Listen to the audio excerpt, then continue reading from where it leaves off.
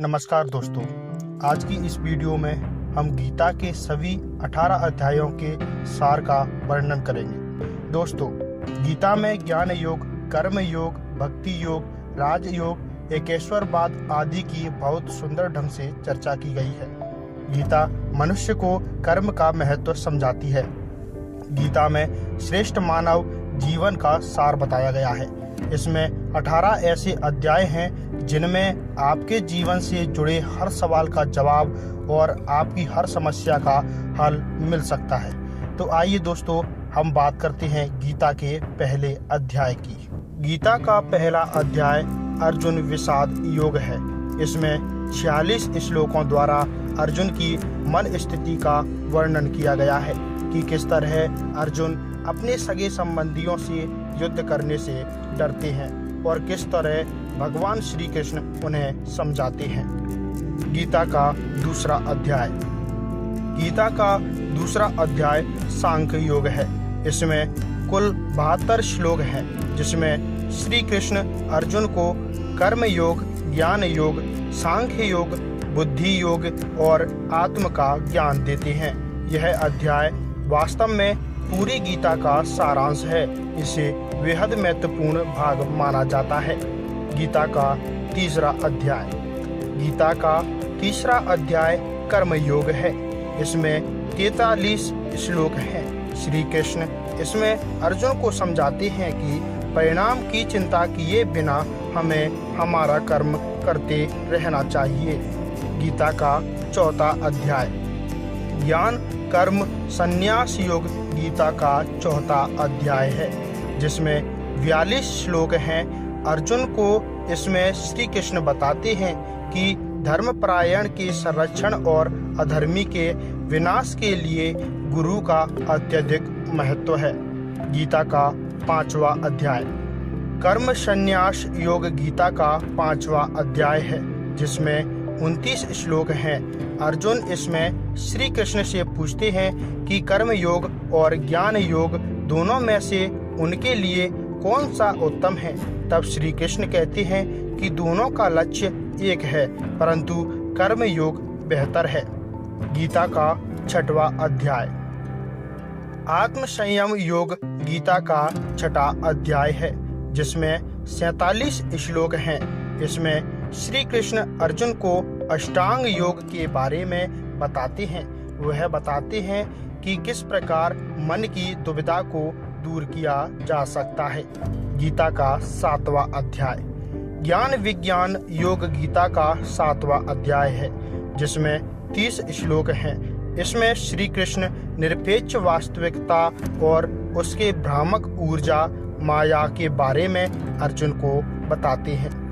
गीता का 8वां अध्याय। गीता का 8वां अध्याय अक्षर ब्रह्म योग है, जिसमें 28 श्लोक हैं। गीता के इस पाठ में स्वर्ग और नरक का सिद्धांत शामिल है। इसमें मृत्यु से पहले व्यक्ति को सोच, आध्यात्मिक संसार तथा नरक और स्वर्ग को जाने की राह के बारे में बताया गया है। गीता का 9वां अध्याय।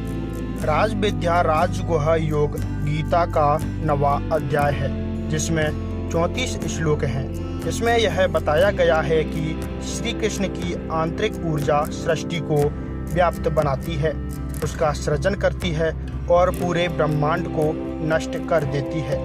गीता का 10वां अध्याय। विभूति योग गीता का 10वां अध्याय है, जिसमें 42 श्लोक हैं। इसमें श्री कृष्ण अर्जुन को यह बताते हैं कि किस प्रकार सभी तत्वों और आध्यात्मिक अस्तित्व के अंत का कारण बनते हैं। गीता का 11वां अध्याय। विश्व स्वरूप प्रदर्शन योग गीता का 11वां अध्याय है, जिसमें 55 श्लोक हैं। इस अध्याय में अर्जुन के निवेदन पर श्री कृष्ण अपना विश्व रूप धारण करते हैं। गीता का 12वां अध्याय। भक्ति योग गीता का 12वां अध्याय है, जिसमें 20 श्लोक हैं। इस अध्याय में कृष्ण भगवान भक्ति के मार्ग की महिमा अर्जुन को बताते हैं। इसके साथ ही वह भक्ति योग का वर्णन अर्जुन को सुनाते हैं। गीता का 13वां अध्याय। क्षेत्र क्षत्रज्ञ विभाग योग गीता का 13वां अध्याय है। इसमें 35 श्लोक हैं। इसमें श्री कृष्ण अर्जुन को क्षेत्र और क्षेत्रज्ञ के ज्ञान के बारे में तथा सत्व, रज और तम गुणों द्वारा अच्छी योनि में जन्म लेने का उपाय बताते हैं। गीता का 14वां अध्याय गणत्रय विभाग योग है, जिसमें 27 श्लोक हैं। इसमें श्री कृष्ण सत्व, रज और तम गुणों का तथा मनुष्य की उत्तम, मध्यम, अन्य गतियों का विस्तार पूर्वक वर्णन करते हैं। अंत में इन गुणों को पाने का उपाय, इसका फल बताया गया है। गीता का 15वां अध्याय गीता का 15वां अध्याय पुरुषोत्तम योग है। इसमें 20 श्लोक हैं। इसमें श्री कृष्ण कहते हैं कि दैवी प्रकृति वाले ज्ञानी पुरुष सर्व प्रकार से मेरा भजन करते हैं तथा आसुरी प्रवृत्ति वाले अज्ञानी पुरुष मेरा उपहास करते हैं। गीता का 16वां अध्याय देवासुर संपत्ति भाग योग गीता का 16वां अध्याय है। इसमें 24 श्लोक हैं। इसमें श्री कृष्ण स्वाभाविक रीति से ही दैवी प्रकृति वाले ज्ञानी पुरुष तथा आसुरी प्रकृति वाले अज्ञानी पुरुष के लक्षण के बारे में बताते हैं। गीता का 17वां अध्याय श्रद्धात्रय विभाग योग गीता का 17वां अध्याय है। इसमें 28 श्लोक हैं।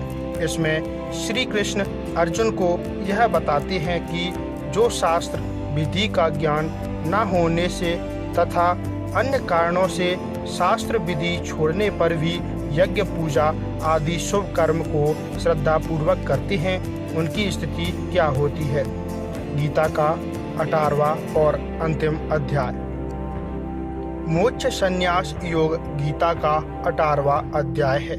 इसमें 78 श्लोक हैं। यह अध्याय पिछले सभी अध्यायों का सारांश है। इसमें अर्जुन श्री कृष्ण से न्यास यानी ज्ञान योग का और त्याग अर्थात फलासक्ति रहित कर्म योग का तत्व जानने की इच्छा प्रकट करते हैं।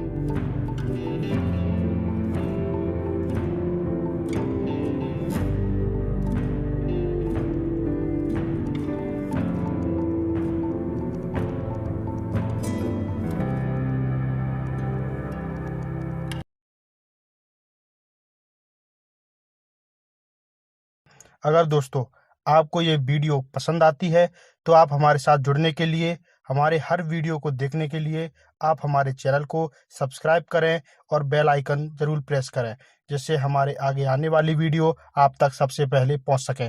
और दोस्तों आप इस वीडियो को फेसबुक पर देख रहे हैं तो हमारे पेज को फॉलो करें।